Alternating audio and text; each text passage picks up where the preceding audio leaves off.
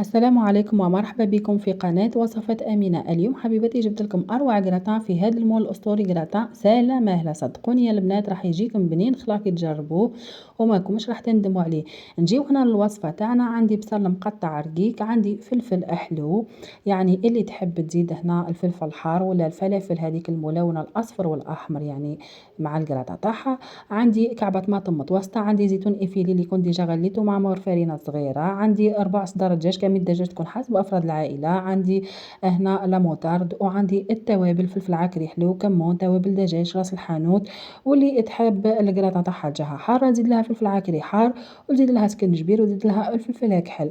هنا عندي زوج سنات تاع توم مربيين. هنا البطاطا تاعنا اللي كنت قشرتها وقصيتها متوسطة، بعد ما زدت لها زوج مغارف تاع زيت ورشة ملح وراس الحانوت، وحطيتها على ورقة طهي في البلا، ونحطها على نار متوسطة. كي نشوفوها تحمر على الجوانب نشعلوا لها من الفوق حتى تحمر، ونطفيو عليها ونخلوها تبرد، ومن بعد نحيوها على جهة. نجيو انا المقله تاعنا حطيت فيها زوج مغارف تاع زيت والبصل والثوم وهذيك ربع صدر الدجاج تاعنا، وحطيتها تتقلى مليح، ومن بعد نزيدو لها نص مغرفه صغيره تاع الملح، ونقليوها مليح حتى يذبل البصل، ونزيدو بقيه المكونات، ونزيدو التوابل معاها ومغرفه صغيره تاع لاموطار، ونحركو حتى يعني خلاها طيب غير في ماها، يعني هذيك الخضره ما نزيدو لهاش الماء، ونغطيوها ونخليوها. نجيو هنا الكاسرونه تاعنا حطيت فيها زوز مغارف تاع فرينه ومغرف زبده، نديرو لاصوص تاع البيشاميل، ونحركها مليح وباه ما تلصقليش وما تكركبش، ونزيدو لها كاس تاع حليب ورشه ملح ورشه فلفل كحل.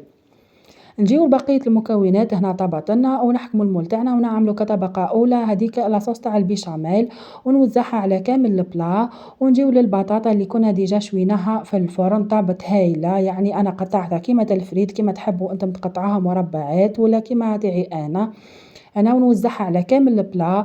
ونجيبو الفرماج رابي ونديروه في وسطها، ونعملو معاه زوز مغارف تاع لاصوص تاع البيشاميل باه ما تجيش الكراطه تاعنا شايحه. بعدها نزيدو بقية هذيك لافاغس نزيدوها من الفوق على البطاطا، ونوزعها كامل على المول، ونديروها مستوية، ومن بعدها نزيدو لها يعني هذيك لاصوص تاع البيشاميل من الفوق، نزيدوها من الفوق فوق هذيك لافاغس.